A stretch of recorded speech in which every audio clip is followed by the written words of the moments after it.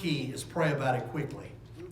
Now, anytime, what I've found is if something's bothering me, a lot of times you won't even realize or recognize that something's bothering you. It's just rolling in your mind. It's just rolling, and that thought just keeps going, and you don't even recognize it.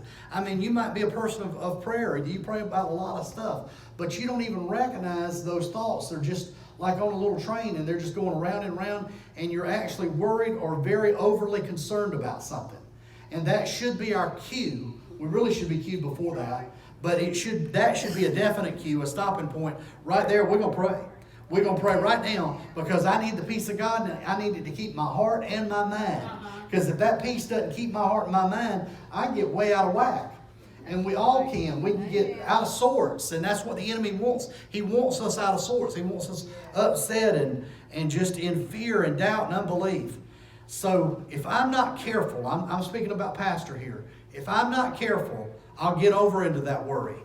But if I pray about it quickly, if I'll do it first, if I'll just jump on it right when that burden of it just hits me, if I'll just pray right then, it'll unload it.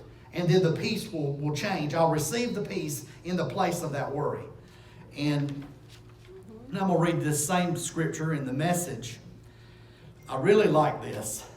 This is Philippians 4, 6, and 7. This is in the Message. Don't fret or worry. Instead of worrying, pray.